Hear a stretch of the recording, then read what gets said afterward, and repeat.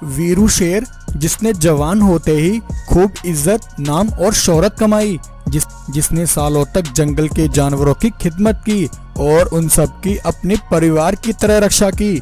आखिर क्यों आज उन्हीं जानवरों ने वीरू शेर को दुश्मनों के हवाले कर दिया और सालों तक जंजीरों में बंदी बना दिया? तो चलिए इस कहानी को शुरू से देखते हैं। आज से 15 वर्ष पहले वीरू शेर का जन्म हुआ था, लेकिन उसी दिन जंगल में एक अनहोनी हो गई थी। वीरू को जन्म देते ही उसकी मां भानवी शेरनी की मृत्यु हो गई थी। इसलिए भानवी के मरने के बाद सभी जानवरों ने ही वीरू को पाला और उसे पाल पोस कर बड़ा किया। जंगल के जानवरों ने वीरू को अपना भविष्य मान लिया था, और मानते भी क्यों ना। वीरू शेर एक बहादुर, निडर और बुद्धिमान शेर था। उसके पास एक जादुई मणि थी जो उसे उसकी मां भानवी शेरनी ने मरने से पहले जंगल के जानवरों को सौंप दी थी, ताकि जब वीरू शेर जवान हो जाए तो वह इस मणि को संभाले। और अब वीरू शेर के जवान होते ही जानवरों ने उसे वह जादुई मणि सौंप दी और वीरू शेर को जंगल का राजा बना दिया। राजा बनते ही वीरू शेर ने अपने जंगल को बड़ी जिम्मेदारी से संभाला। वीरू शेर जंगल के हर छोटे बड़े कामों में जानवरों की मदद करता और समय समय पर दुश्मनों से अपने जंगल के जानवरों की रक्षा किया करता था। सभी जानवरों ने वीरू को अपना मसीहा मान लिया था। अब ऐसे ही कुछ दिन बीत जाते हैं। एक बार जंगल के कुछ जानवर वीरू से कहते हैं, महाराज, अब आप जवान हो गए हैं, अब आपको शादी कर लेनी चाहिए। पास के जंगल में एक सीमा नाम की शेरनी रहती है, आपको सीमा शेरनी से शादी कर लेनी चाहिए महाराज। तब जानवरों के कहने पर वीरू शेर सीमा शेरनी से शादी कर लेता है और शादी के 1 साल बाद सीमा शेरनी एक नन्हे बच्चे को जन्म देती है। वीरू और सीमा अपने बच्चे को देखकर बहुत खुश होते हैं। वीरू अपने बेटे का नाम बगीरा रखता है। लेकिन उसी रात एक चीता तेजी से भागता हुआ वीरू शेर के पास आता है। महाराज, पास के जंगल के कुछ शिकारी ने हमारे जंगल पर हमला कर दिया है। मेरे सभी सैनिक खतरे में हैं महाराज, मुझे आपकी सैनिक सहायता चाहिए। तब वीरू अपने कुछ खास सिपाहियों को चीता के साथ भेजता है, लेकिन वहाँ कोई शिकारी नहीं था, बल्कि खूनी बाघों की एक सेना थी और वह चीता उन्हीं खूनी बाघों का एक जासूस था। सभी खूनी बाघ वीरू के सैनिकों को घेर लेते हैं और उन पर हमला करके उन सभी को जान से मार डालते हैं और उन्हें मारकर उनकी खाल पहन लेते हैं।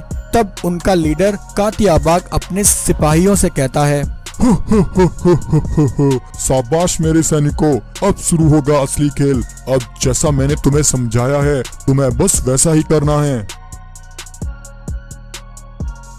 तब शेर की खाल में कातिया बाघ के सिपाही जंगल के जानवरों पर हमला कर देते हैं और उन्हें एक एक करके मारने लगते हैं। उन्हें देखकर जंगल के जानवर हैरान हो जाते हैं। तभी सामने से कातिया बाघ आता है और जानवरों को रोकते हुए कहता है,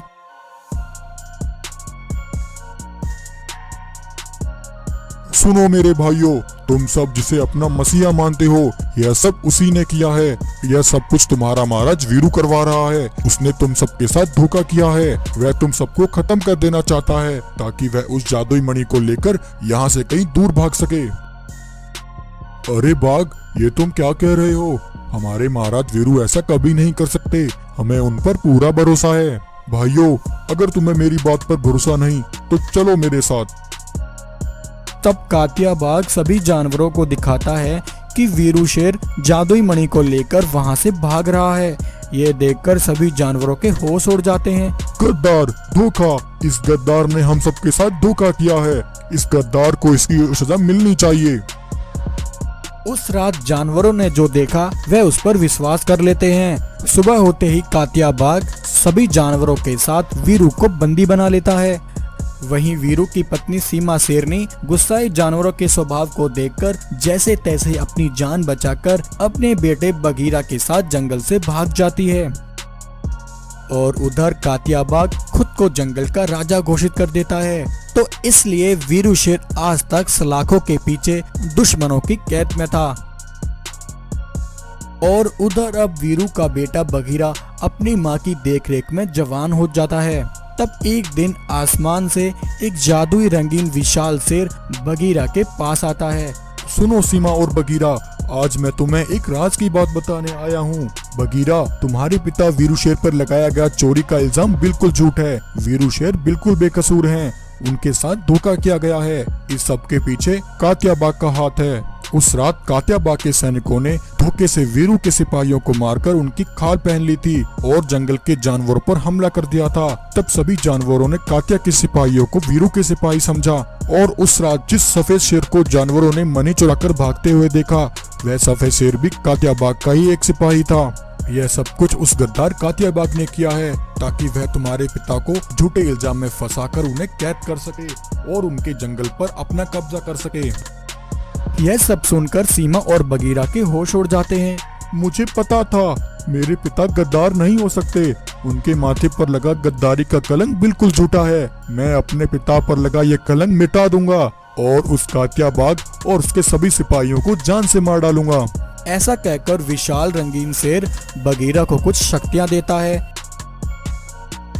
तब बगीरा अपने जंगल जाकर उन जादुई शक्तियों से जंगल के जानवरों को सारी सच्चाई दिखाता है। ये देखकर जानवरों के होश उड़ जाते हैं और फिर बगीरा सभी जानवरों को लेकर कात्याबाग के पास आता है। बगीरा को वहां देखकर कात्या के होश उड़ जाते हैं। तब जंगल के सभी जानवर मिलकर कात्या और उसके सिपाहियों पर हमला कर देते हैं और उन्हें चुन चुन कर मार डालते हैं। इस तरह बगीरा कात्याबाग को खत्म करके अपने पिता वीरू को आजाद करा लेता है। सुंदरवन जंगल में आज बहुत खुशी और उत्साह का दिन था, क्योंकि सुंदरवन जंगल के राजा रंगीन शेर महावीर के यहाँ वर्षों बाद एक बेटे ने जन्म लिया था। बेटे के जन्म से महावीर और उसका परिवार बहुत ही खुश था। बेटे के आ जाने से खुश होकर महावीर शेर ने जंगल में एक दावत रखी थी। उस दावत में जंगल के सभी जानवर शामिल थे और सभी हंसी खुशी के साथ महावीर शेर की खुशियों में दावत का आनंद ले रहे थे। तभी उनमें से एक भालू महावीर शेर से कहता है, महाराज महाराज बधाई हो, आज पूरे जंगल में खुशी का माहौल है। आपका पुत्र बहुत ही सुंदर और तेजस्वी है महाराज। देखना महाराज, एक दिन आपका पुत्र इस जंगल का सबसे शक्तिशाली राजा होगा और हमारे आने वाली संतानें आपके राजा की देखभाल में फले फूलेंगी।